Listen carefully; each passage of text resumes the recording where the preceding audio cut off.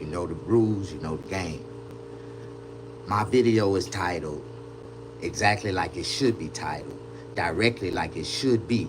So we won't get zero misunderstandings. Because everything that's understood don't need to be discussed. You know what I'm talking about?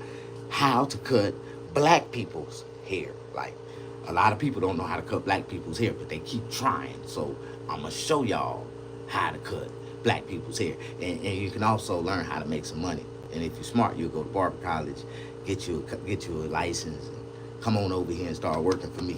I got you. Put you on. All right. This right here is a nice young black man. He just hit a crisis age. He just hit his crisis. He just turned 30, and he's starting to have gray hairs are popping up because he's stressing over life. Life is he's starting to wake up. Like, so as he get older and the world turns, he gonna get grayer and grayer. Hey, Miss D-Lo, come on in, push that like button, have a seat. There go my number one fan. See what I love about Miss D-Lo? Before she even come in and sit down, she pushed the like button. So everybody that follows suit, y'all go on and have a seat, because I'm finna teach y'all something. This is my young partner right here. He's a truck driver. And he goes all across the countries. All across the countries. He goes from New York to all the way to Florida, from Florida to Texas. Then they'll send his ass back to Maine. Then they'll send him all the way back down to Phoenix, Arizona. Then they'll send his ass all the way back down to Buffalo, New York again. And then he be out there for like 6-8 weeks at a time. I think he doing good though. You know, when you that's a lot of driving, and they only do the young truck drivers. Like, them the only ones dumb enough to drive that long. Like, the hell, you want me to go back to New York? I'm on it. He getting that money. He ain't stopping out 1 mile. And this nigga be on it. I ain't seen him in about 7 months. But he ain't cheated on me. He ain't go to no barber. He came back with an afro, ready to get another one. He said, man, you know how many barbershops I passed up? Man, you know how many barbers actually gave me a call? I said, man, you need a haircut. He said, I know. And I'm waiting to go home so I can get to my barber. Like, this is a good loyal client, man. Push that like button. You said he making that money out there on that road, young man.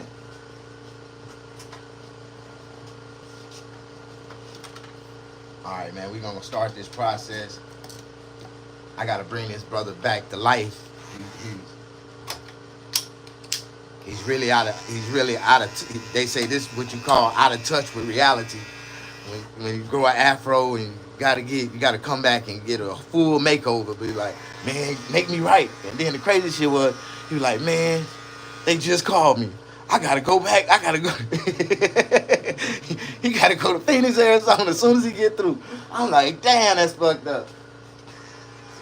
Gotta go and get my man back right.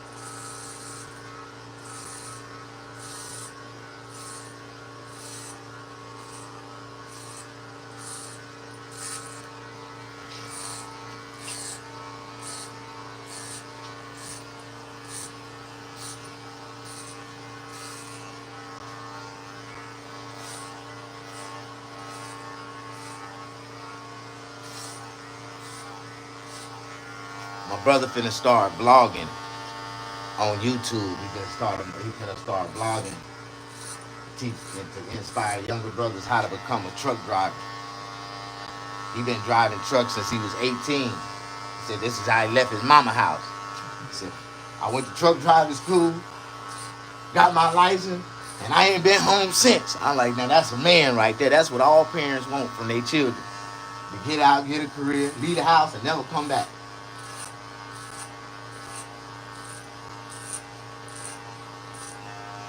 But it's easy to get caught up out there in the United States when you driving trucks. You know, truck drivers is just like men that's in the military.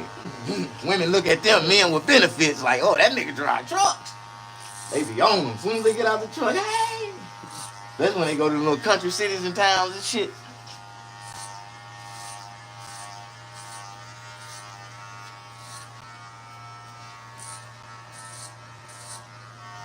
How many women would prefer to have a truck driver as a husband? They know them truck drivers be making a lot of money. What you think? He hauls hazard materials like gasoline and hydroperoxide and shit like that.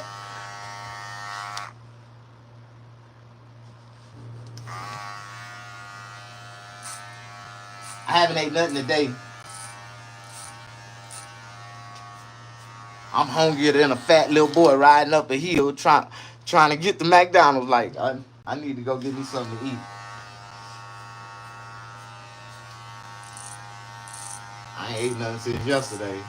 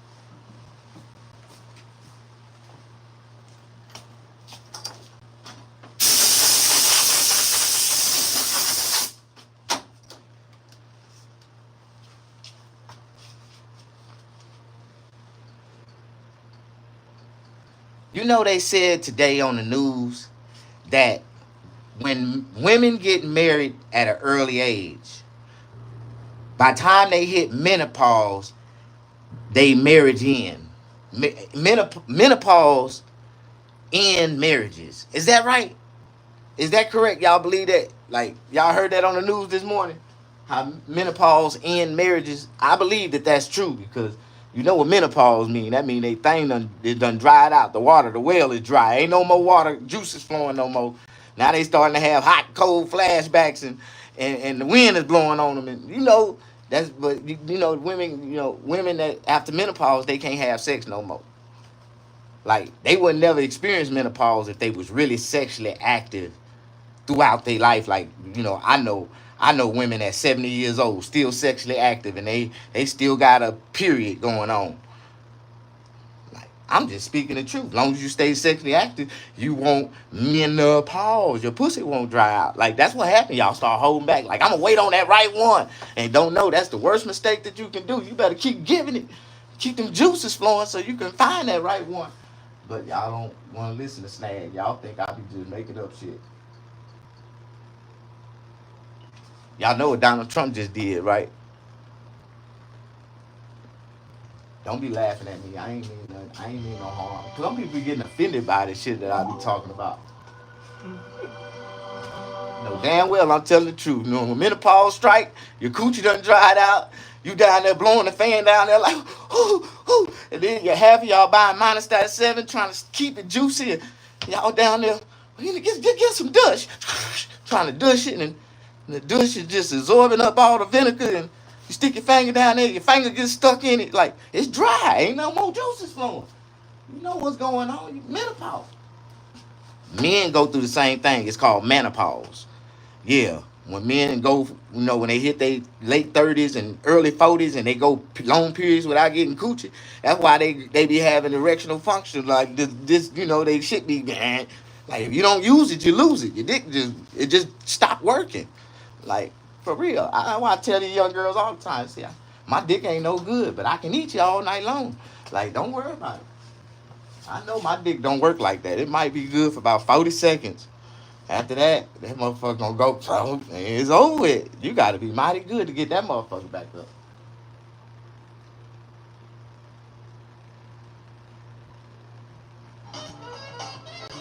Oh man, the Hoovers got caught up this morning. They just got the Hoover gang. All the Hoovers, they got them. All them pimps they was doing down there in L.A. They just wrapped up a whole gang and it's over with. The Hoovers just got snatched up. They call it the Hoover Street Gang. Trump. 11 alleged gang members are in federal custody in what law enforcement is calling a major takedown of a vicious sex trafficking ring. Investigators say the suspects use social media and music videos to recruit young women and children, targeting runaways and kids in foster care. That's fucked up. You just out the media project that shit, dog. Oh, you stupid for laughing, because I be laughing at shit like that, but I won't laugh. That's I not laugh. media. Man, they be trying to make us look so fucking bad. Like they know it's child. You always be trying to throw the goddamn child molested bullshit. Like, man, these motherfucking crackers ain't shit. Man, what kind of shit is this?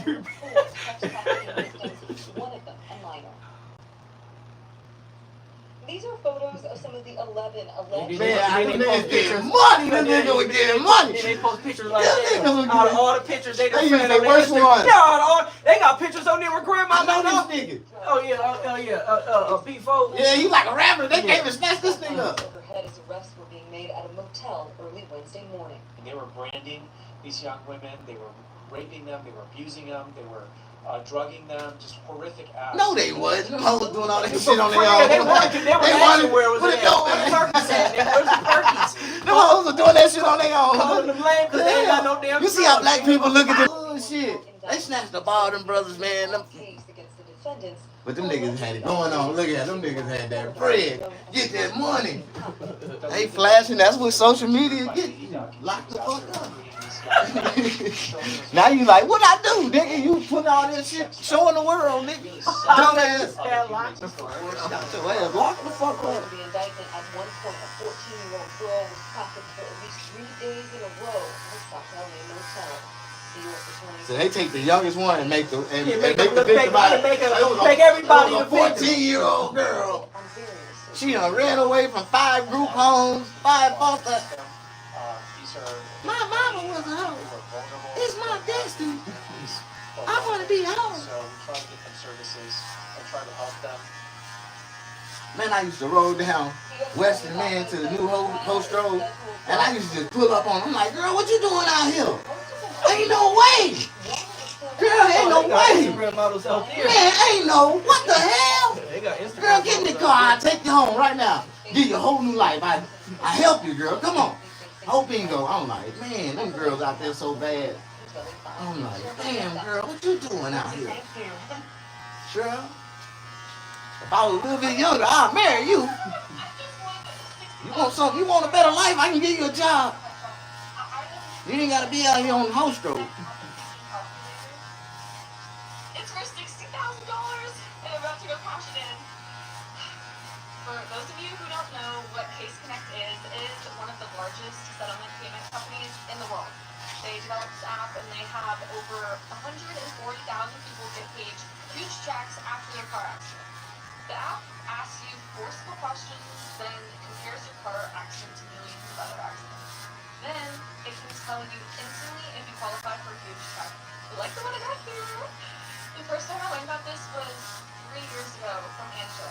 So Angela was in a bad car accident, lost his car and everything, and the insurance companies weren't trying to give him a cent. They wasn't gonna give him shit. Video that went viral of him using the Case Connect app and getting a total of $120,000 check for his car accident in only 3 months. Unfortunately, I was Man, I just sit here and let them run that whole commercial down my throat. I can't believe that shit. They always get me with that shit. Have you or anyone you know been sexually molested in San Bernardino? like, and one of them, I'm like, they run them commercials, don't run the shit out of More them. than 100 arrests made so far since President Trump's D.C. crime crackdown. That's according to the White House. And starting tonight, the city is expected to see even more National Guard members on the ground. Jason Blair has more on the president's efforts to improve public safety in the nation's Man, it's so capital. fucked up what them Chinese people gotta do to make it to American news. Casters, like, they gotta get their throat, voice glands cut open. Oh, And I they gotta get know their that eyes cut wider. Like, your eyes ain't wide enough. You gotta get that surgery, bitch. You gotta open your eyes. Like, all of them. You gotta see this shit they gotta go through just to be on public news, American TV. Oh, that dog like it looked like he bit the shit out of her. When animals go wild on camera, this is the type of shit. Now look at this shit right here. Their temper. Nowhere is safe. How y'all doing? Push that like button. These are some of the wildest moments ever caught on camera. Damn raccoon about to tear his ass up.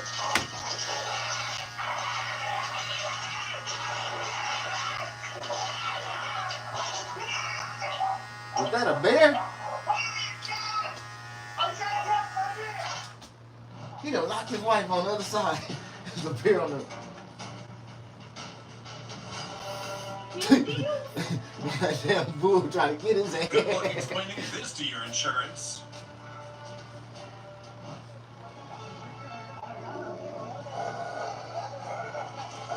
Is that a wolf?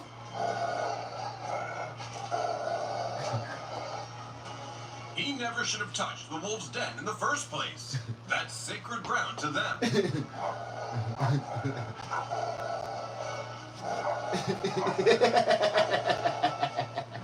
Damn wolf's gonna eat his ass alive. What started as Say good chaos afternoon. quickly turned into chaos. That deer went wild.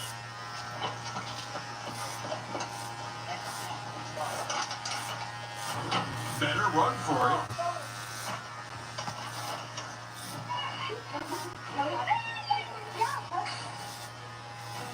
Don't forget, pandas are still wild animals. Captivity can mess with their minds, so keep that in mind.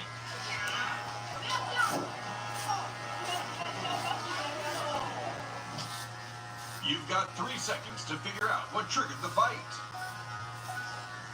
Time's up.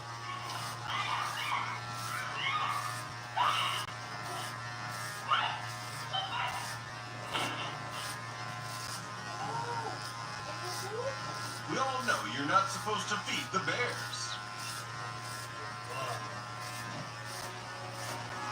Wild boars showing up in town isn't unusual in China, but this one came in angry. Luckily, it was handled fast, and no one got hurt. Training wild animals is never easy, especially when their instincts suddenly kick in.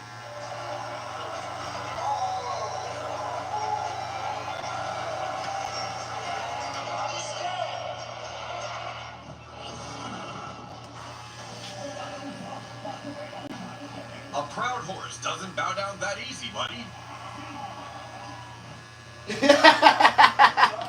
That horse bucked and It was flipped a on his tense ass. encounter between a climber and a hungry bear.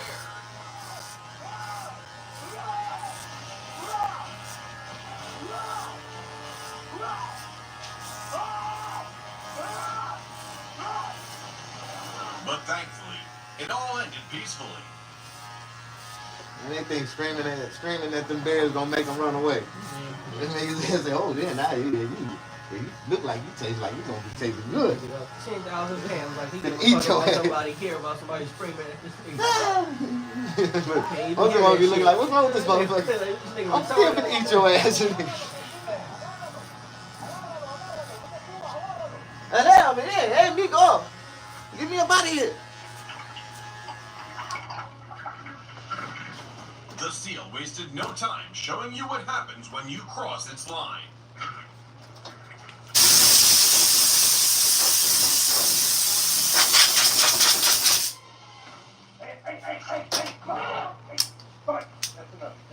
Thank goodness there was a professional outfit trainer here. That shit don't mean nothing to that elephant.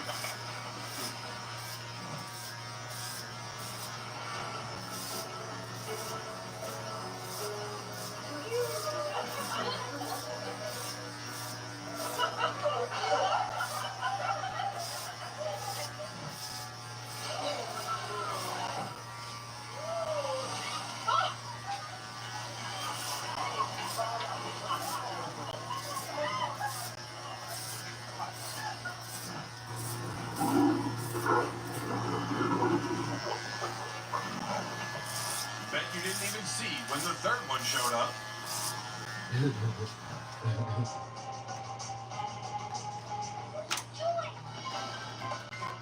Sorry.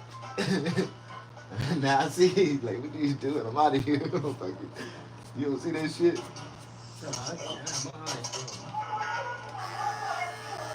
This was terrifying. A crazed water buffalo charged straight into the street in China.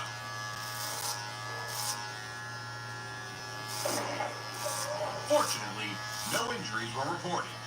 I had to be a crazy buffalo.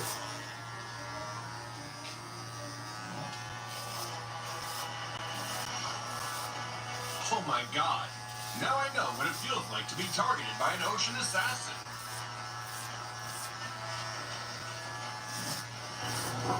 Florida never runs out of unexpected visitors. Watch how this guy handles the gator.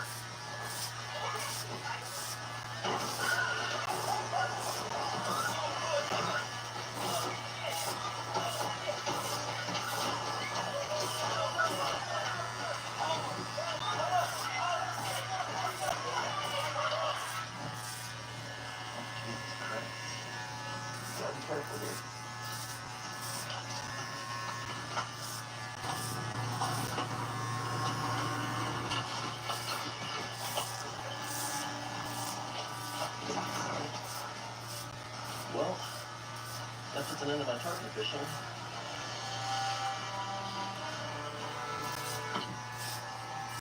Get back.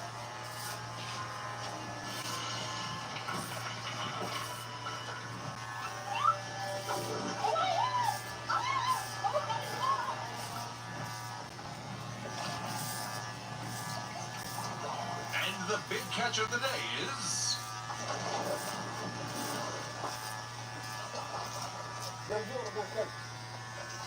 a fish's head.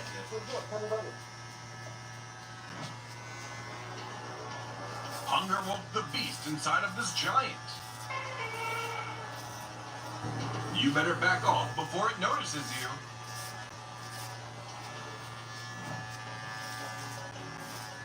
A battle between a steel cage and shark teeth. Which one do you think would win?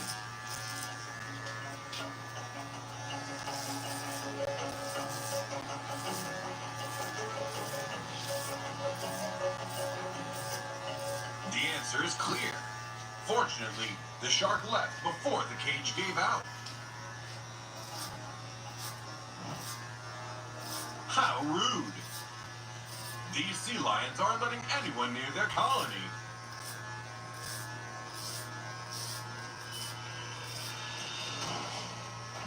And it's not just tourists on land.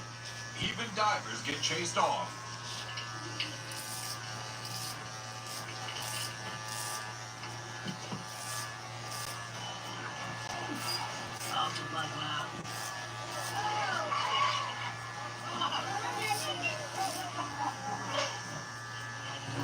Today's ocean hunt came with a surprise guest star, the moray eel.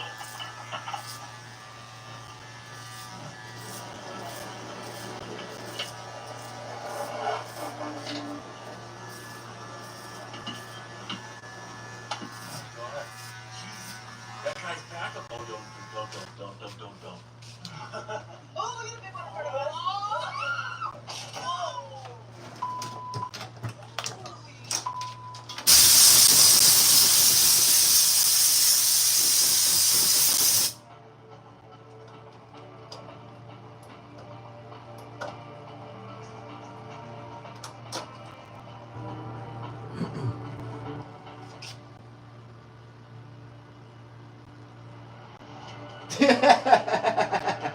Like, protect his ass. Protect him.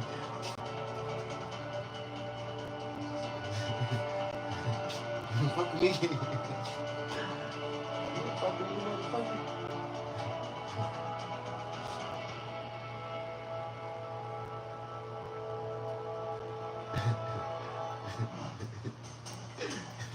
The monkey turned down to flip his head.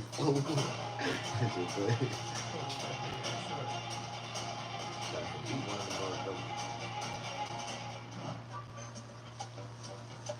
Faced with the fierce defense of the Guardian, the raccoon had to give up on stealing from this house. Yeah, cat wasn't going.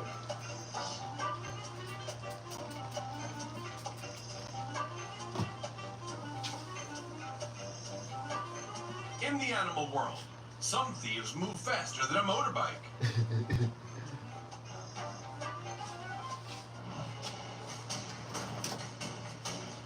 Hey, you haven't. Hey, but.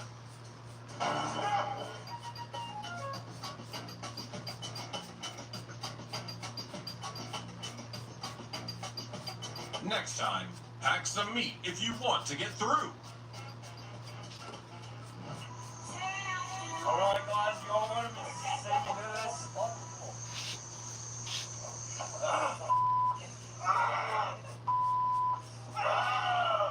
This is what you get for underestimating the power of a claw.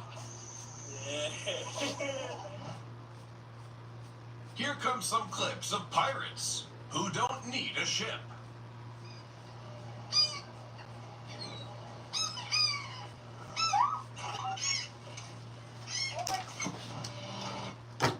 Some things are just better together. U.S. Bank Business Essentials, a powerful combination of checking and card payment processing with no monthly maintenance fee and quick access to the money you've earned. Together, we can make managing your business easier. That's the power of us. I used to struggle with dandruff, but now I use Head & Shoulders every wash because the active ingredient in Head & Shoulders fights off the microbes that cause dandruff.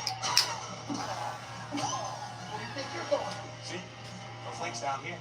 Make every wash count. Kellogg's Rice Krispies. 4 simple ingredients, plus vitamins and minerals. That's it.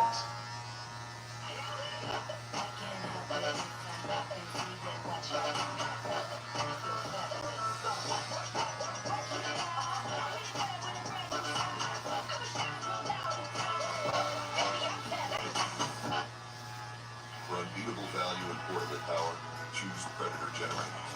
From traditional models to super quiet inverters, multi-fuel options, and more, we've got the power you need.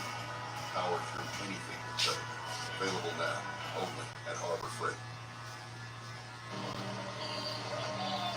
Looks like someone just got their belongings seized for disturbing the peace underwater.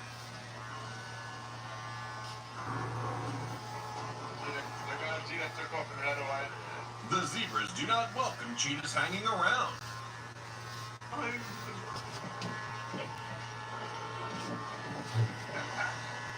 Zebras do not play.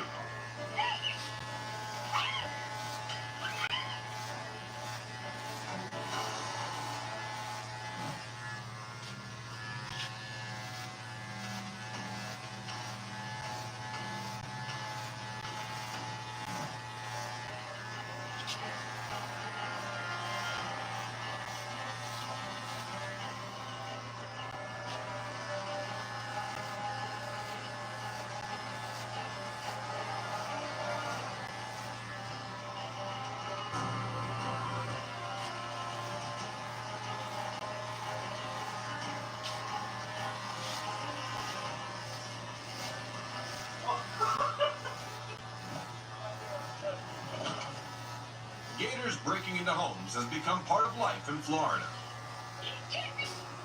For well-built guys like this, it's a moment to show their strength and bravery.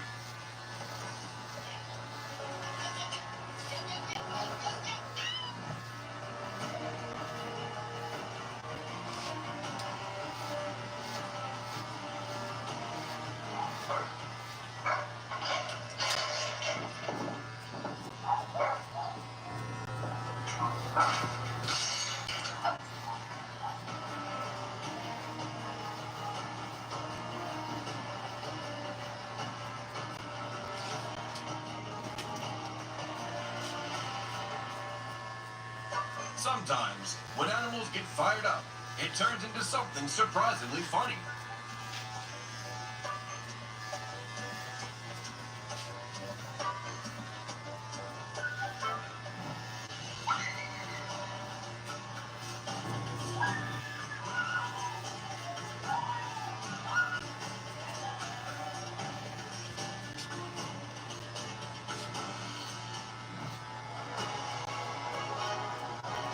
Capybaras are known for being calm. So what went wrong here?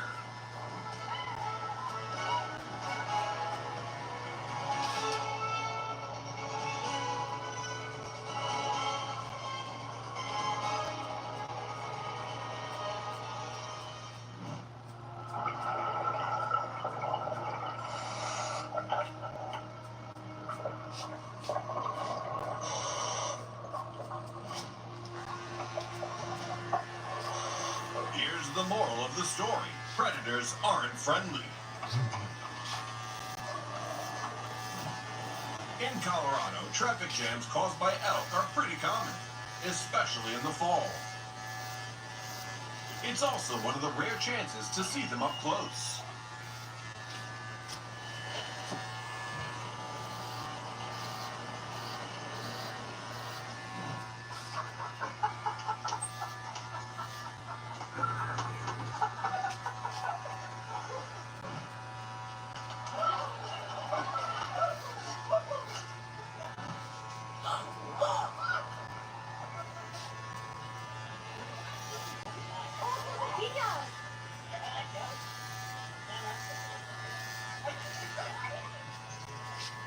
Watch this.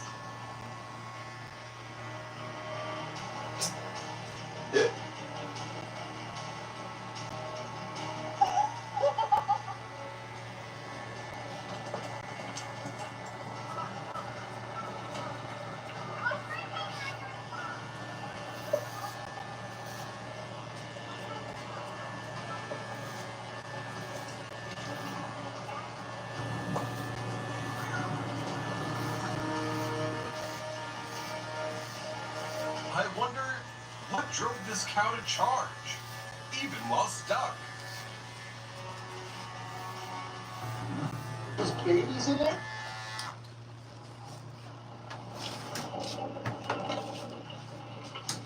The hammerhead, dude! What's he doing?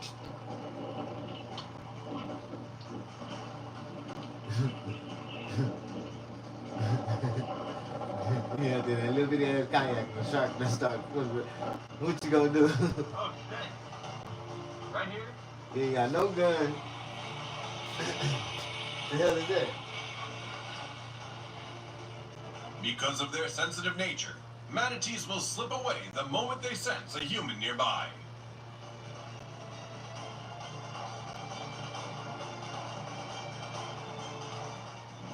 Yeah, north side. Yeah,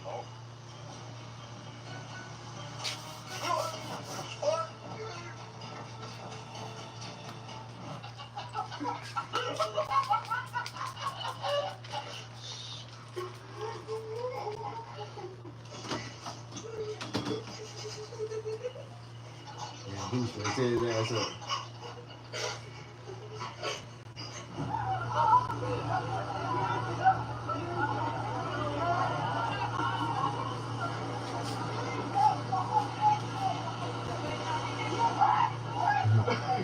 I'm trying to do some karate.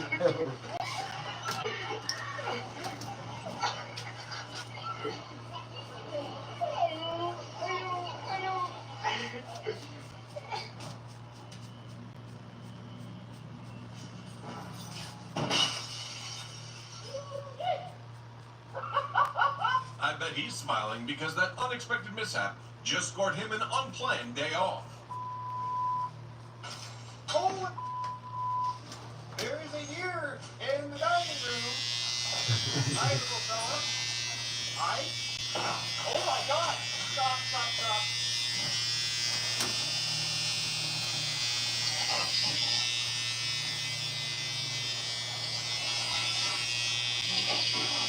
Coyotes are masters of pack hunting, but never underestimate a cat, a warrior born to fight alone.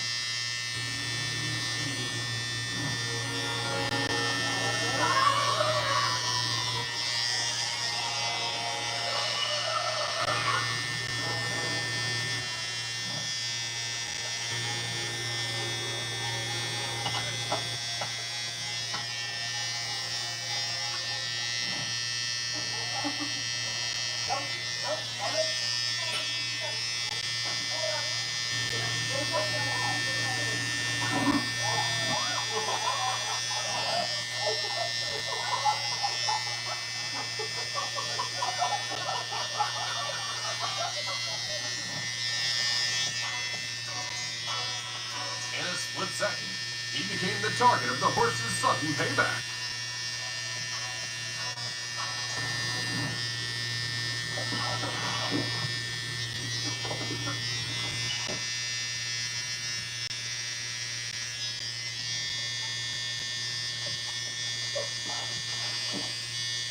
wondering why you're out. Hey, that's a bit too aggressive. Why you're a 25-year-old man wearing a on this goat farm without Daisy. Okay.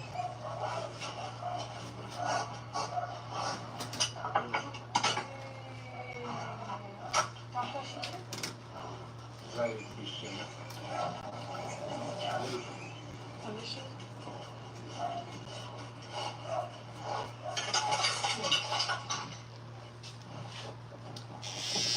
This is an easy-to-catch lunch for the tiger shark today.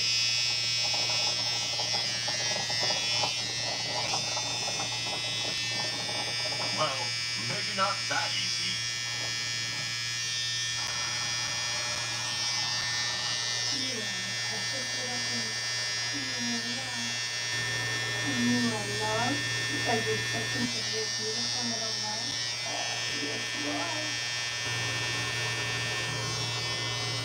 You are big and strong. You cry at night. Big. You catch all the mice in the world. That's how big you are. That is how big you are. It's okay to go to sleep. It is okay to go to sleep, God.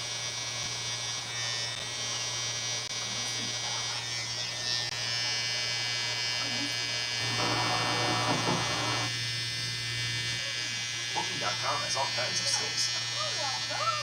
Because a romantic hotel works for some, but not others.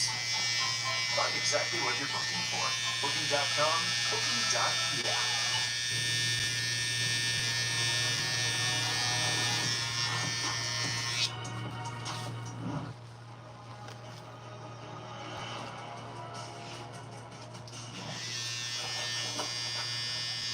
A tense standoff broke out as the snake tried to defend its territory.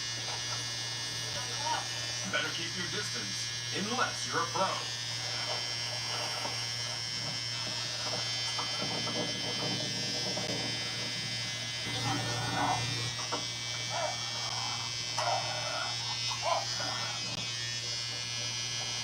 When hippos battle for territory, it's savage, but also hilarious.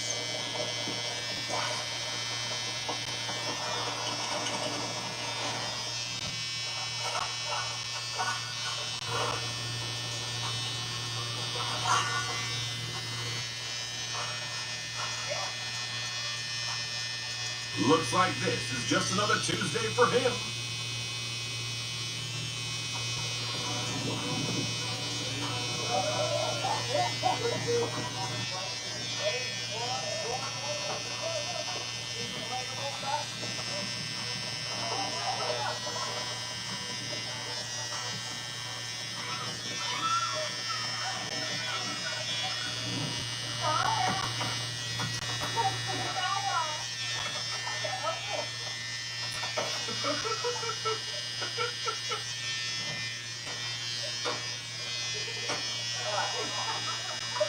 This goat didn't like the door, so he decided to add his own design. Hello, it's me, your Birkin bag. Hello. The boat crossed an invisible line and woke up the river's monster.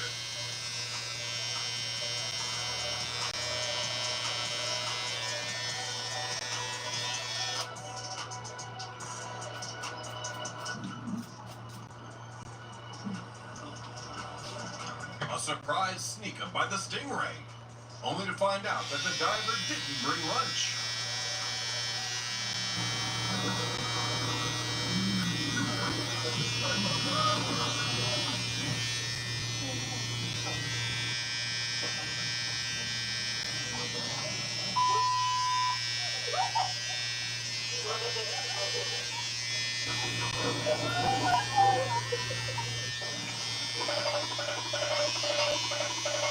When your opponent's twice your size, run!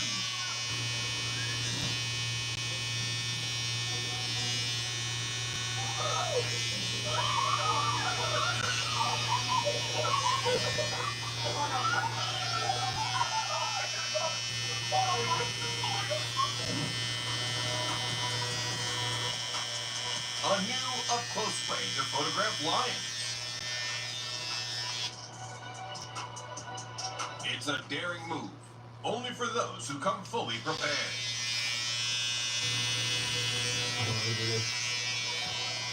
How you want to do it? Oh, go ahead and cut this all off and just keep this and just cut the go and cut this down.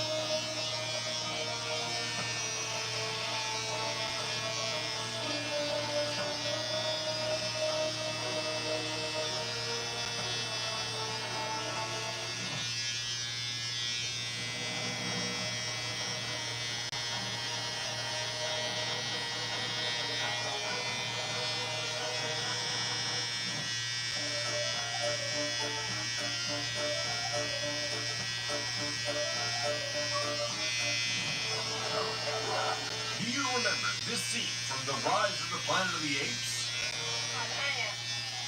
It played out in real life in Thailand.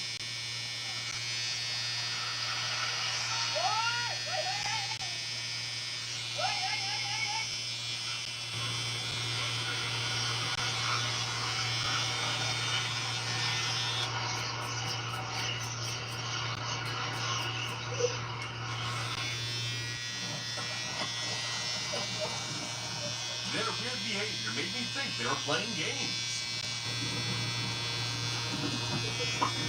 Until the crocodile came out of nowhere.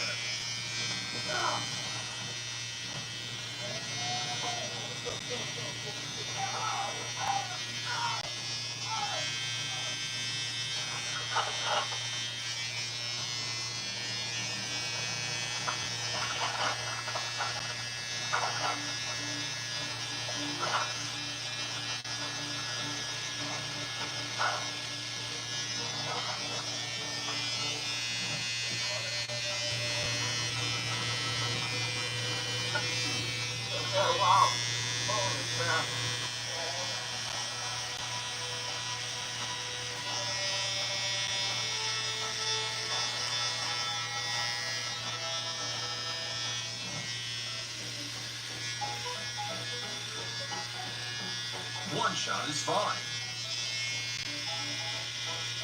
But the next one is charged.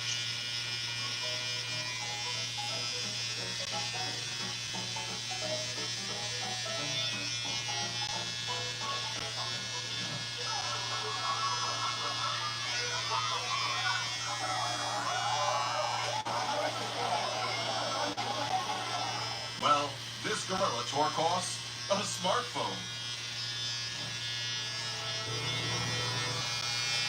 It's pure survival instinct. This mother hen won't back down from a king cobra. Especially when her chicks are threatened.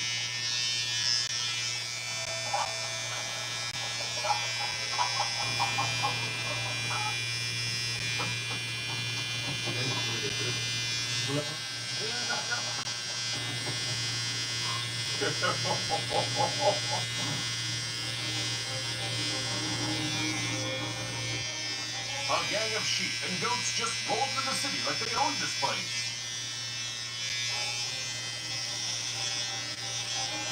And acted like the local mafia.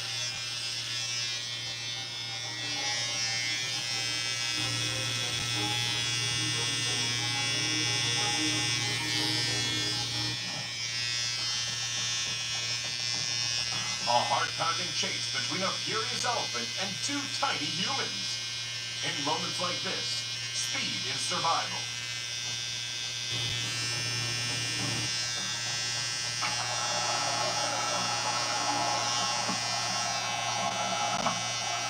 The Japanese octopus is known for its intelligence, but this time, it made a bad choice.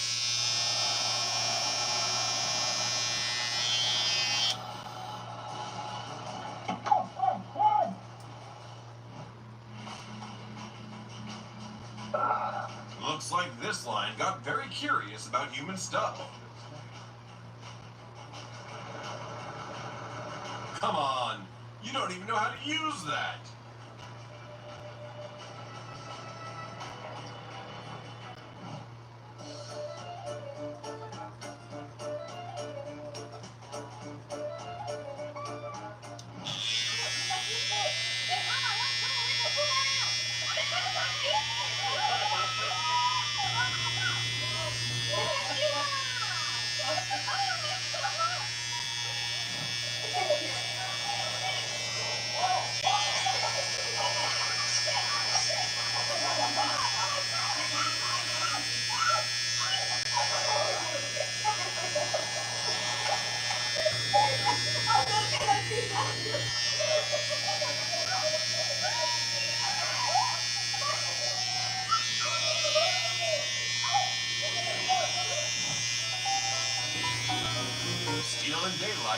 price. That's instant karma.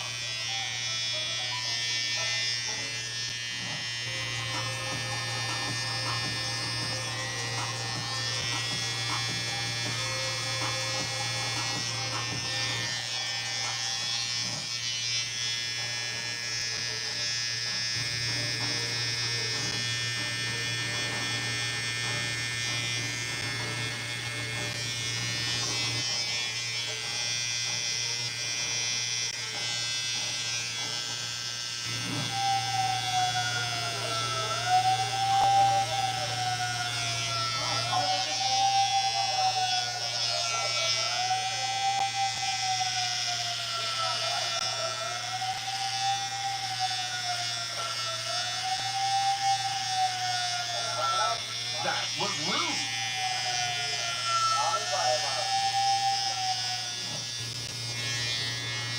Everyone move aside. Today we will ride the scooter.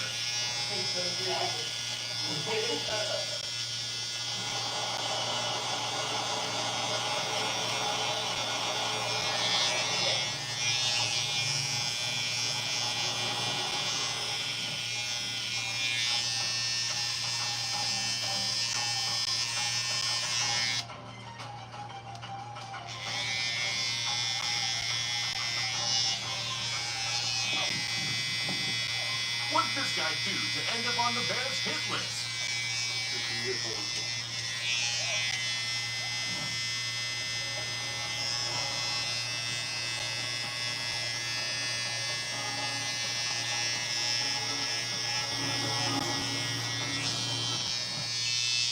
All right, that's all we've got for you today. Hit that subscribe button if you've enjoyed the moments. See you next time.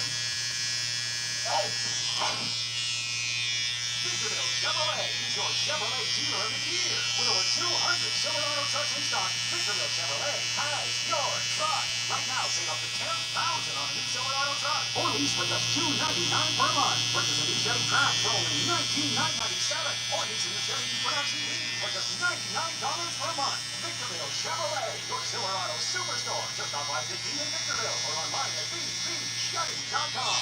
bcchevy.com. Interest rate 12.9%. We make driving the perfect car a reality. With a large inventory of new and certified Nissans, you are sure to find the right car. We accept all credit applications and offer top value for your trade. And with our quality service area, your car will receive the best care possible. Visit us off the 10 and 215 freeway or start your search at NissanOfSC.com. At Nissan of San Bernardino, we make your car buying experience exceptional.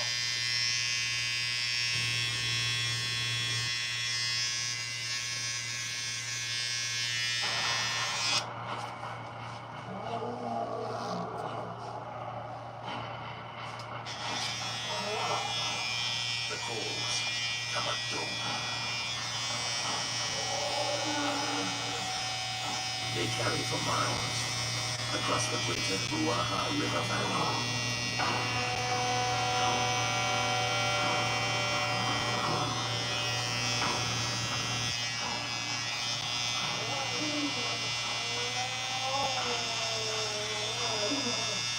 Calling blood brothers to band together.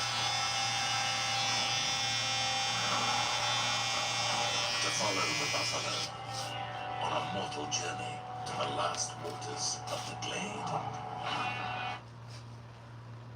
To follow the buffalo on the journey to the last follow to the blade. Like you pimping the goddamn buffalo.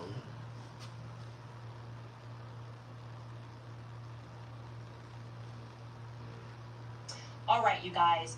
Jeffrey Epstein equals toe tag. That. All right, you guys. She been opening up a can of ass worms on the ass. Toe tag. That's apparently the message that a journalist received when he began investigating Jeffrey Epstein back in the 90s. I'm going to tell you all about that. Maybe that's the real reason why President Donald Trump is really scared.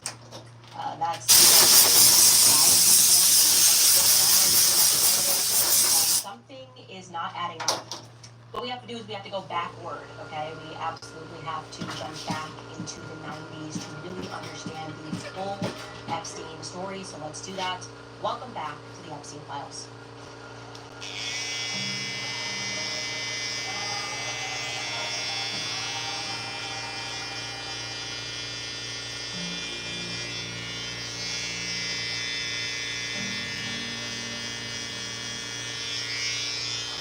Alright, you guys, I am very sorry that we dropped this series out of nowhere. I was kind of getting sued by the city of Buckingham in France, so I got a little bit distracted. Anyway, where were we? Okay, where are we right now as a society is maybe a better question. We keep discussing this theme that I want to drill into your mind, this idea of the Midas touch, okay? People who just have an invisible hand, a hand of wealth and power that pulls them through the ranks, while the rest of us are working hard, really trying, getting to school, make sure we get a good job, pay our debts. Other people are just having resumes created for them. They can be really dumb, actually, and still be allowed to become, I don't know, like the president of France or whatever, but effectively just trained actors and actresses. We know that Emmanuel Macron was allegedly that individual. Jeffrey Epstein, we learned, was also this individual. He fell in school, full to the ranks, no background whatsoever in math or physics, but we're just told he was some sort of a savant. And of course, he didn't, or at least nobody can explain how he made billions of dollars, especially given the fact that he was a genius. He certainly didn't have the credentials to be in the rooms that he was in. But yeah, someone pulled him through and up the ranks. We can't go back to the 90s, I told you guys, so let's go back to May, specifically, of 1997 in the United States. Where were you? Where were you? Because a lot was going on in 1997 in the United States. I had just turned 8 years old, and there was this really interesting thing that happened that you likely do not remember. Honestly, it was more of a crisis that happened. The NSA, right, had intercepted this really mysterious communication between an agent that was at the Israeli embassy and the head of the Mossad, this guy, Dan Yatam, okay? They intercept this communication between them, the NSA, our security agency, begins freaking out. And that's because the agent told Dan that the Israeli ambassador, a guy named Yudayahu Ben Elisar, was looking for a copy of a letter. He wants a copy of a letter that the then Secretary of State, Warren Christopher, had apparently delivered to Yasser Arafat. Now, Yasser Arafat used to be the president of Palestine, okay? And so Israel is looking to intercept that communication. Like, what's the Secretary of State saying to Arafat? And this, by the way, was the day after Bibi Netanyahu and Arafat had signed what came to be known as the Hebron Accord. Okay? I'm going to tell you about that in a second. So again, we have ourselves in the midst of this Israel-Palestine situation. But look, they came to an agreement. What's got Israel so stressed, right? Well, why are you so stressed that you're now trying to get in the middle of this communication between the White House and the Palestinian leader at the time? Now, according to the Washington Post, the exact language of that communication, and obviously we're translating this from Hebrew, was, quote, the ambassador wants me to go to Mega, Mega, to get a copy of that letter. The Mossad head, Dan, then replied, that's not why we use Mega. Instantly panicked, as you can imagine, because that's the code name, Mega. Who the heck is Mega? What are they talking about? There's a Mega that can intercept communications. Also, why are they trying to use Mega to intercept, again, a communication between the White House and Yasser Arafat after a peace deal? Does that make any sense? Oh yeah, it actually does make some sense, because those peace deal negotiations included a little bit of, come on, it's Israel, blackmail, obviously. I think I told you this, but I'm going to quickly recap. The story goes that Israel and Palestine were negotiating. Essentially, Israel had, as they always do, troops in Palestine, particularly this time they were in the West Bank, and they were negotiating, pulling those troops out of the West Bank, okay? And Bill Clinton was hosting these negotiations in Maryland, and things were getting pretty heated between Arafat, Bill Clinton's, the President of the United States, I've got power, here's what's gonna happen, Bibi Netanyahu's like, what do you mean? We own the world. And it's just not looking good, okay? At least back when Palestine existed. He was the president of Palestine, Arafat. Anyways, Bibi Netanyahu during these negotiations takes Bill Clinton, the president of the United States, aside, and he asks him for the release of Jonathan Pollard, somebody that was also doing blackmail for Israel in the United States and was sentenced for getting caught assisting foreign governments. And what Bibi Netanyahu says to Bill Clinton when he pulls him aside, he's like, hey, don't worry, my friend, I just want to let you know that we have recordings between you and Monica Lewinsky, but we're going to throw them out. Wink. Can you imagine? President of the United States, you got power, your greatest ally takes you aside, and he's sort of like, hey, I just want to let you know, we've got some recordings of you. They're a little frisky. You and the Ninja Turtles, a little frisky, but I'm your friend, and we're going to throw them out. Yeah, that's what went down. At least if the author, Dan Halpert, is to be believed, that's how it all went down. And yeah, Bill Clinton, you can imagine, got the message. So it wasn't exactly a peaceful negotiation. It was more aptly described as a hostage situation. And Israel might have been feeling a little bit paranoid about what the White House was then sending in a letter to Palestinian reps following that sit-down. Remarkably, though, the FBI's investigation, the NSA's investigation to identify who this mega was, a mole, apparently, at the highest level of the White House, a mole that had access to President Bill Clinton and his immediate entourage, maybe even a member of his immediate entourage, suddenly they weren't interested in finding out who he was. The entire thing, the investigation, was quickly halted without any official explanation as to why that was. Now, 2 years later, author Gordon Thomas would explain the real reason why they stopped looking into Mega. He wrote this book, Being Spies, and in that book he explains that the Israelis then just further threatened the Clinton administration. They threatened to release the tapes of the communications between Bill Clinton, President Bill Clinton, and Monica Lewinsky if the hunt for Mega, codename Mega, did not stop. And once again, that was all it took. No more was heard about codename Mega anymore. Now, just a year after this NSA panic, in May of 1998, the Wall Street Journal publishes a very interesting article. It was published by journalist Lisa Miller, and it was titled, Titans of Industry Join Forces to Work with Jewish Philanthropy.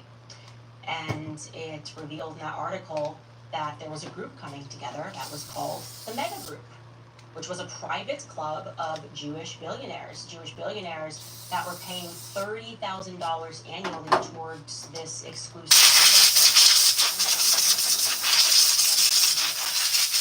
And what their goal was, as Line displayed in that article, their goal was, quote, to achieve maximum impact on American policy toward Israel. Okay. Now, in 2001, an Israeli journalist named Israel Shamir revealed more about that exclusive group. He had this newsletter, and he mentioned that within the Mega Group, there was also indeed an individual that went by codename Mega.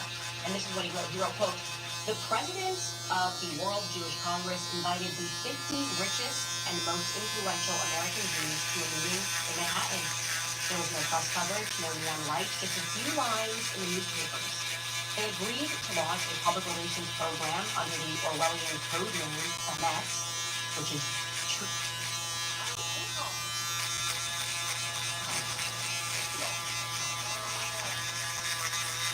Just about any health and wellness product you need, find your pockets with the iHeart app. You can too. We carry over 15,000 of your favorite health and wellness products. Products for healthy pregnancy, baby, joints, beauty, workouts. It's just one of the many ways we make wellness better. iHeart. Regional Director of the Social Security Administration is raising concerns over what's being called the $255 funeral crisis. That's the one-time payment most families receive after losing a loved one, an amount that hasn't changed in decades, even as funeral costs have climbed past $9,000. In a recent interview, the director noted that final expense coverage is one of the few types of life insurance that can pay out without delay and is protected under law. It's advice one man wishes he'd heard sooner. His story starts on a Tuesday, the day his wife passed away. She passed on a Tuesday. We buried her that Saturday. And between those days was the hardest week of my life. I thought I'd be planning her goodbye. Instead, I watched my kids try to figure out how to pay for it. They were on the phone with the funeral home, the hospital, even the credit card company. We had no savings, no policy. My daughter tried to be strong, but I saw her break. She cried over the casket and then cried again when the invoice came. Tom, I'm so sorry. That's not how it should be. That's why I made a change. I got final expense coverage. There are no exams. Cost me less than my morning coffee. And when I'm gone, they'll get $25,000 tax-free, no bills, no panic, just peace. I can't undo what happened with Marjorie, but I can make sure my kids never go through that again. How do I get that? Simple. I just called in. They asked a few yes or no questions. No paperwork, no medical tests. I was approved in minutes. These are regulated plans that help cover funeral costs, medical bills, and final expenses, so your family doesn't have to. No medical exams, rates never increase, coverage starts immediately. Thousands of seniors between 50 and 80 are already covered, even with health conditions. Up to $40,000 tax-free, locked-in benefits, costs starting at $1 a day. This isn't a loan. It's not a government handout. It's a real life insurance policy that guarantees your loved ones get paid when it matters most. No health questions, no waiting period, just 2-minute approval call. You know what? I've taken care of my family their whole lives. It's time I take care of this too. Call now and see if you qualify for up to $25,000 in tax-free coverage. Rates start at $1 a day, and once you're in, your price and benefits are locked in for life. But spots are limited, and once they're gone, they may not come back. Don't leave your family with bills. Leave them a final gift they'll never forget. Call now and see if you qualify. Availability is based on your...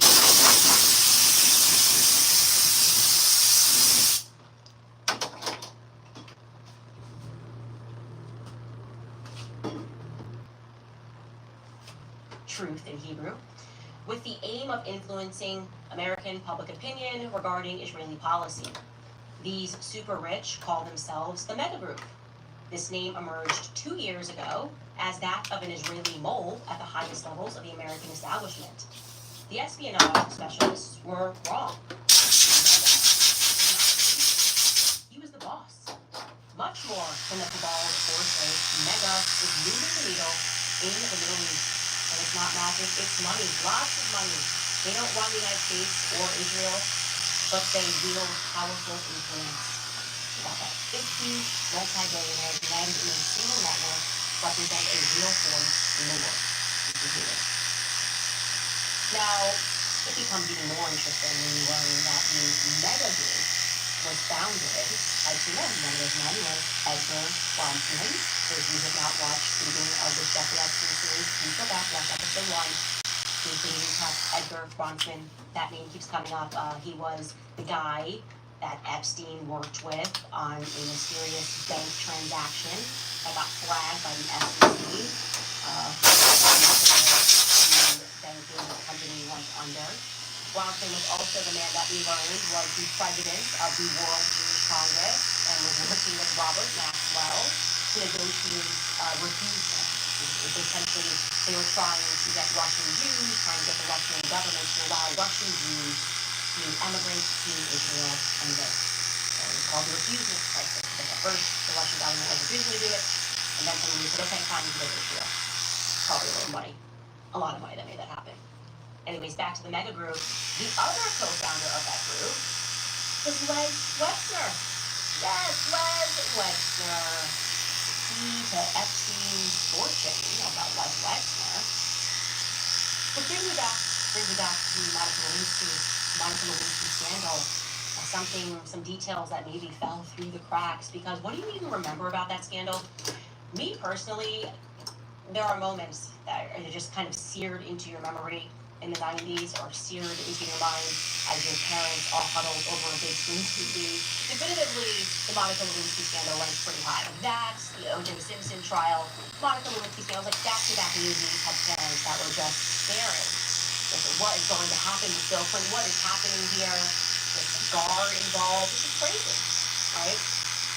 And then at some point, I remember her kind of being reintroduced and us being told or that everything that kind of happened to her was unfair. She also had to sit down and provide testimony during that time about what had happened to her. I think we have a clip of that. Skylar, do you want to run that? When you making representation to the back, what did you say that affidavit was? No. What did you understand you were saying in that affidavit to avoid testifying? I believe I testified to this in the grand jury. In the best of my recollection, it was my mind became the range of things. I mean, it could either be something innocuous or could go as far as having to deny the relationship. Not being a lawyer nor having gone to law school was, I thought it could be anything. Did he, at that point, suggest one version or the other version? No, I didn't even mention that. So there wasn't a further discussion. There was no discussion of what would be in an affidavit. Again, that's just to show you a random sample of her testifying.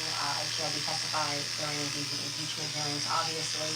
And you see she's very presentable. She's well-spoken. There's a circus surrounding her, but she's composed. She is believable. She seems honest about what has taken place. And now, like I said, she's reemerged something, I would say, a feminist icon. People look back and they go, wow, this poor intern, everyone hated her because they loved Bill Clinton. Bill Clinton was a very loved president, left and right. He was a cool president. Then you have this intern, and maybe in the 90s we were too harsh on women, and people looked at her like she was a hoe, right? And people were really going, that is just really not fair. I vaguely remember thinking, okay, then she went overseas and had a kid. Her whole life was ruined by this scandal. Which makes sense why she's kind of resurfacing. And Skylar, why don't you tell me that she even has her own podcast? Yeah, show me a little bit, like, what's the name of the podcast? It's kind of about, like, her coming back, right? Like, it's reclaiming. What a good brand. What a good name. Reclaiming Monica Lewinsky. You know you feel that right now. You're watching this and you're like, oh, girl, yes, reclaim your name. Reclaim your name, Monica. How big do you think you so dirty? Oh, if that's not fair to you. And really show how much they put behind this kind of reclaiming campaign. She recently sat down to Call Her Daddy podcast, and that's appropriate, obviously, because the Call Her Dad podcast is all about women having sex and becoming partners and being, powerful in their sex case. Anyway, here's a clip of Monica Lewinsky recently saying that without. Take a listen. Can you explain how the name calling and the slut shaming slowly sort of chip away at the way you felt about yourself? Yeah. Well, I think I can't say this for everybody who gets involved in a relationship with someone who's, I'm trying to think of the right way to say it, but it's like, I think who's married? Not everybody who has an affair feels this way, but I think a lot of people, especially young women who get involved in affairs, it already starts with a lack of self-esteem and self-worth. So I already had issues. It was this, it's kind of your worst nightmare. Like, all the worst things that you think about yourself and say to yourself, you then start to have reflected and amplified by the whole world. And so if it hadn't been for my family continuing to remind me of my true self, and then eventually when I was able to have my friends come in, I don't think I would have been able to make it through.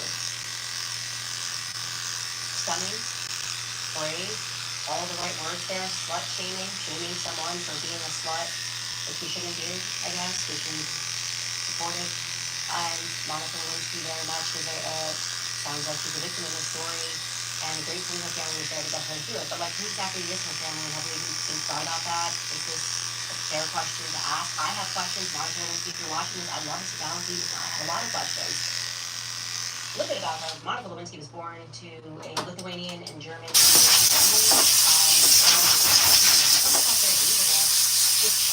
Because she was a theater kid, as we're learning in politics, a lot of these people were theater kids.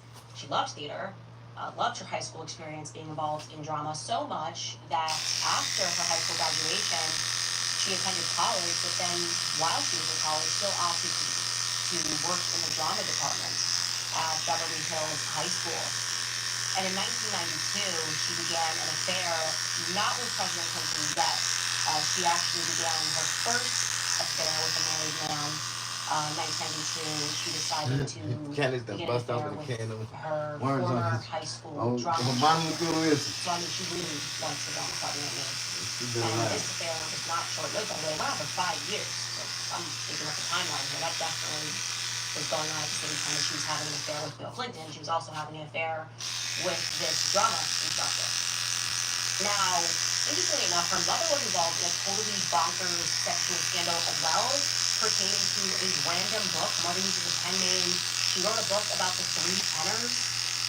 I'm not going to get too far into that, but suffice to say that when the Monica Lewinsky-Bill Clinton scandal broke, people then began realizing that her mom had written this weird book, a biographical book about the tenors, and it contained hints of an affair that was similar to the affair that her daughter was having with the President of the United States. So it got weird and it got wacky, and the editor said that they actually gutted portions of the book that were like strangely and explicitly sexual. Okay, whatever.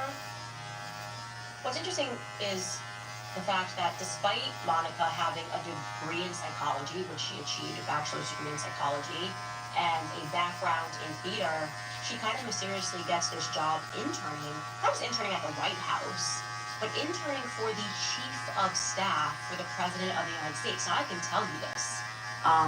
That chief of staff's name was Leon Panetta, and he would go on to become the director of the CIA and later the Secretary of Defense. And I can also assure you that you don't get those internships at that level unless you know somebody, pardon. And I know this because I know people who have gotten those internships at that level. There's somebody's daughter, there's somebody's granddaughter, somebody who gave a ton of money to the campaign. That's who is packed that closely around the presidents.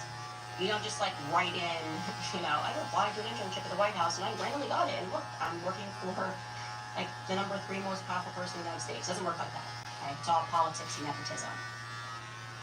And kind of reflecting on our conversation there, what they call her daddy host, I am not sure if the narrative that she was like a nobody victim thereafter, thrown into obscurity, is entirely truthful, because she then, right after the affair happened, began designing handbags.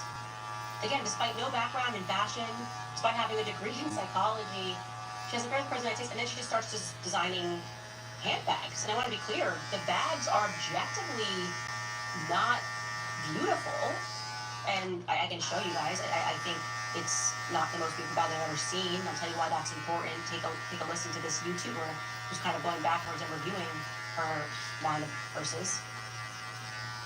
Monica quickly became kind of scorned and pariah in society after that. She actually had a lot of trouble kind of just existing. Now she does some anti-bullying campaigns and stuff like that.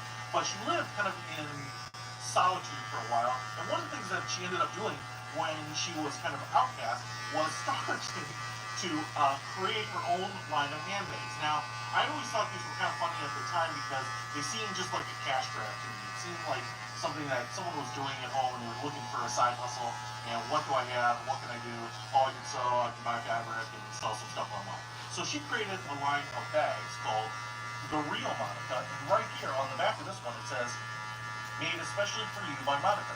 I don't know how she knew she was going to make it for me, but she did. And that's the trademark.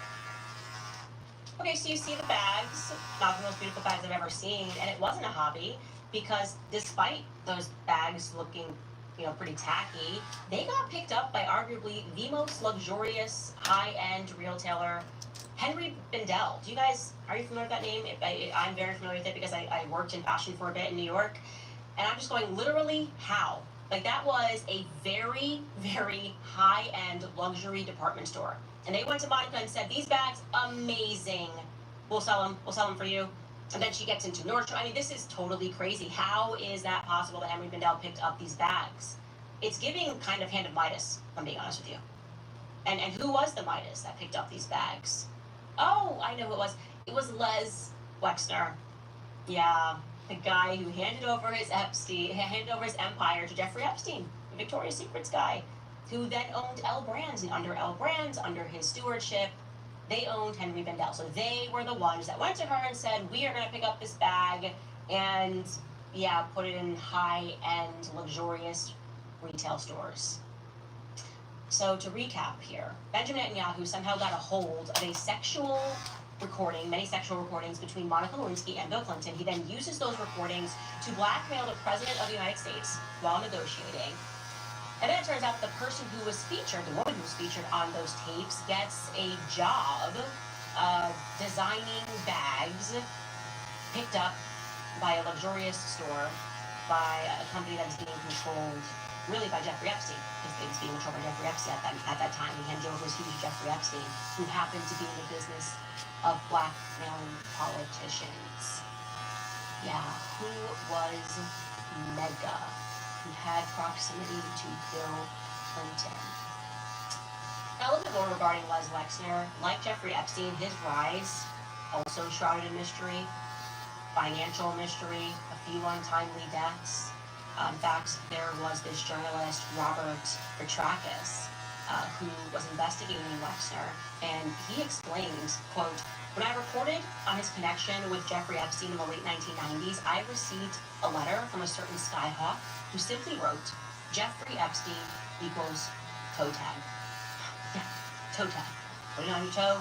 When you're dead, you will die if you investigate Jeffrey Epstein. Should I be concerned? Okay, let's just go into a couple of sponsors. We'll jump back in and tell you a little bit more about Les Wexner.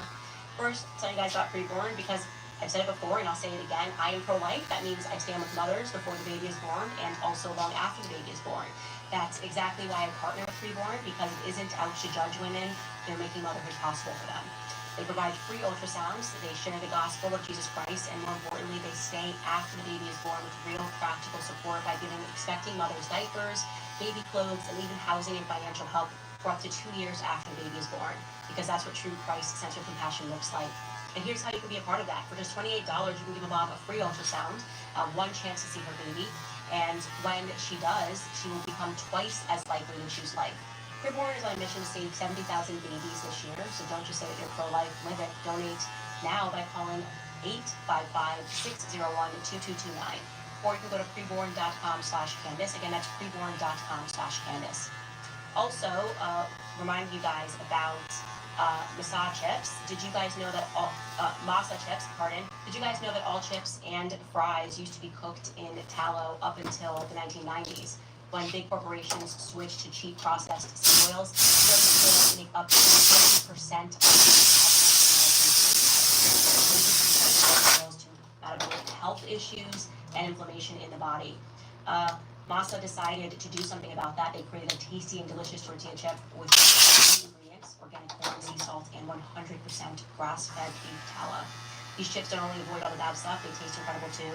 Team and I cannot get enough of them. We have them all over here. They have a bunch of different flavors. The spicy habanero chips, I love everything spicy. Those are hands down the ones that are my favorite. And the close second would probably be the original blue chips. Everybody loves original chips. You should try these ones because they're healthy. They're also crunchier, they're tastier, and they're sturdier than other chips, because that's what happens when you use beef tallow. With Masa, you will feel satisfied, light, and energetic. There'll be no crash, bloat, or gross sluggish feeling afterward. The beef tallow makes the chips much more satiating, and you will not find yourself uncontrollably binging and still feeling hungry thereafter. Masa Chips is beloved by thousands of customers and has been endorsed by industry-leading health and nutrition experts. So if you're ready to give Masa a try, go to masachips.com/Candace and use code Candace for 25% off your first order. That's masachips.com/Candace and use code Candace and you'll get 20% off your first order. Okay, so beyond that, I gotta tell you guys, the Les Wexner story is one that we've heard before, especially if you're in my book club and we start talking about like the weird stories everybody has. I would say the myth is always that you get this businessman that says, I just borrowed a couple of $1,000 from my dad or my aunt, and I tripped and I fell into $1 billion empire. And that really is the story of Les Wexner. He borrowed $5,000 from his aunt. tripped and fell into a fashion You say I'm empire. about done. I'm not kidding. He was born on September 8th, 1937 in Dayton, Ohio. And this salesman, who apparently was running a small family clothing store, is said to have been built the limited brand, which then became L Brands, from just a tiny little store. They opened in 1963 with just $5,000 that he borrowed from his aunts. Okay, Les. He obviously is best known for his provocative Victoria's Secret lingerie, and Epstein, we learned, used that lingerie brand to lure teenage girls. He was kind of falsely representing himself. He even kind of wanted to create this idea that they were somehow Victorian by falsely registering the company in London to match that Victorian era marketing after its 1982 acquisition from its founder, Roy Raymond. So they take this company from Roy Raymond and then they mint it in London. Now, I should tell you something about Roy Raymond, the actual true founder of Victoria's Secret. Roy Raymond, was found suicidal.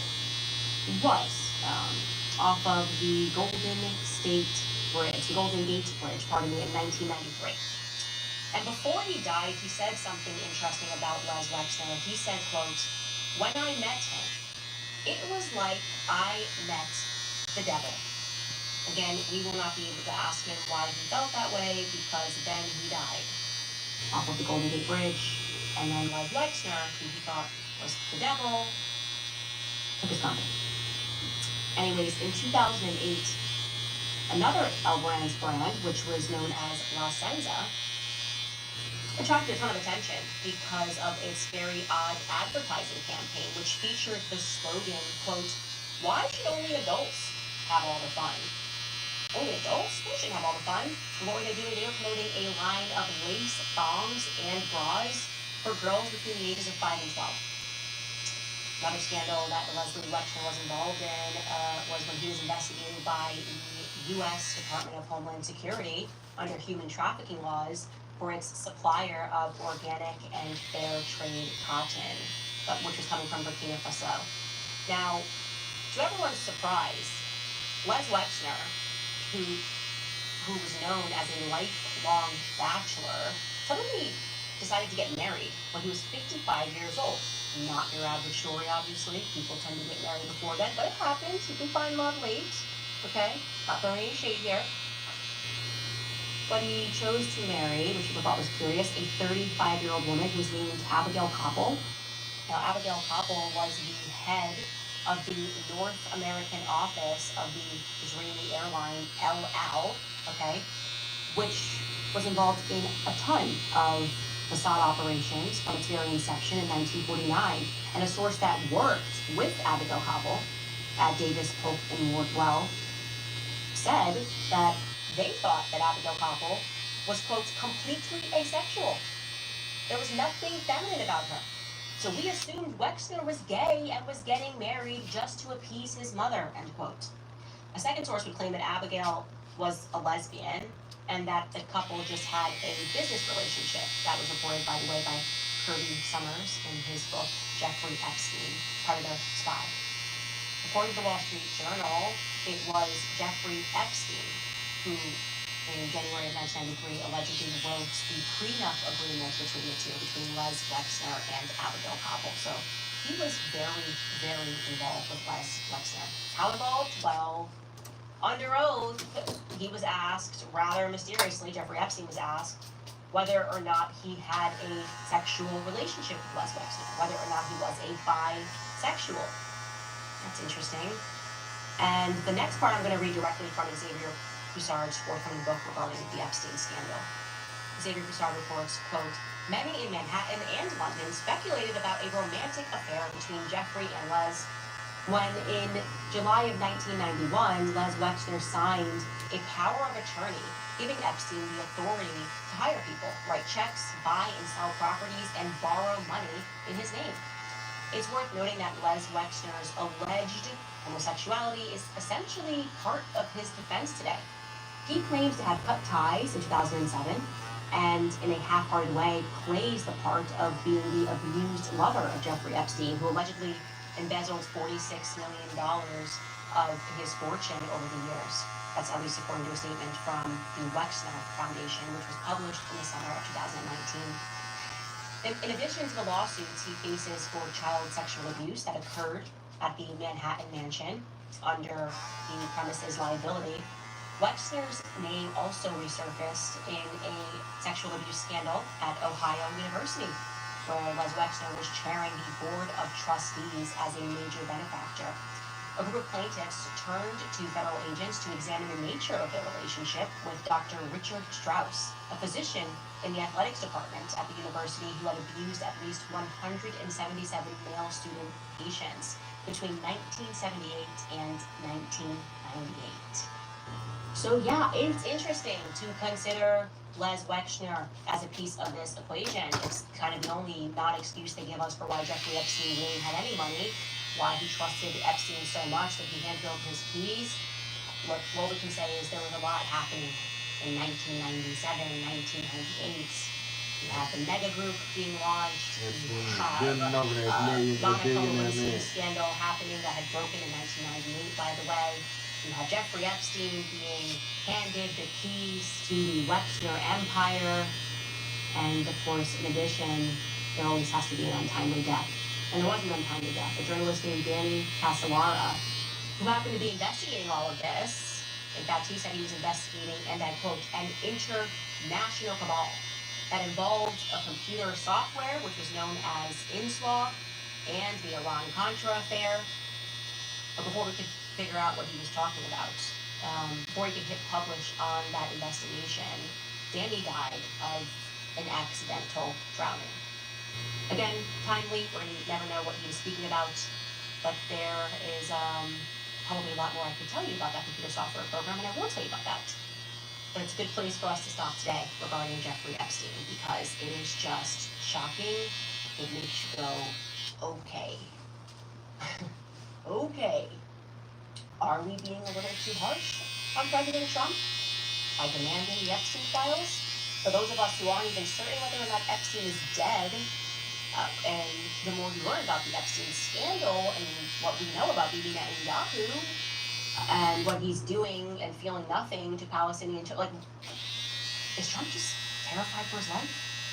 Does he have no idea what he's getting into? When he decided he wanted to be the president of the United States, did he have no idea? Was there no warning given to him by Bill Clinton, like, hey, I'm not so sure you have any power? You gotta be very careful as to what interns are being hired and what their connections are. Did Donald Trump make the mistake that all of us made? Growing up, believing democracy, believing that we voted politicians that had real power, having no idea that there was this invisible hand that just keeps getting caught in blackmail scandals, and then looking us in the face and being like, nope, nothing to see here. Keep moving, you little anti-Semite. You just keep on moving, anti-Semite.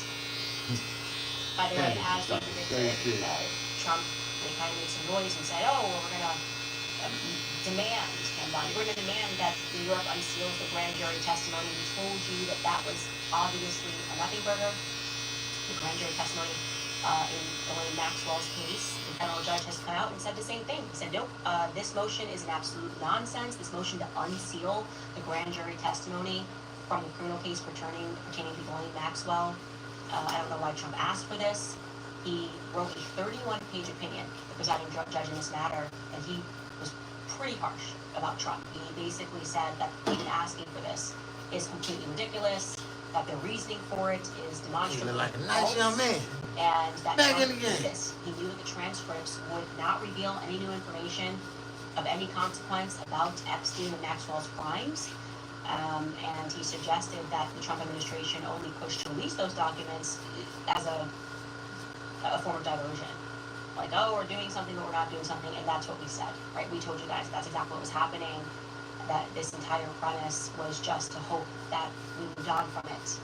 Again, I'll ask the question, do you think that we are being too harsh in this matter, and that Trump is terrified? Looking at you guys, seeing what you think, I can tell you what I think. I think he is terrified. I think he's terrified for his life.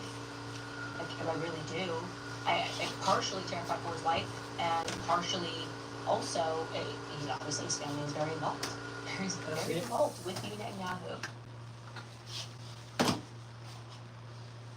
Another day, another dollar. Thank you, brother.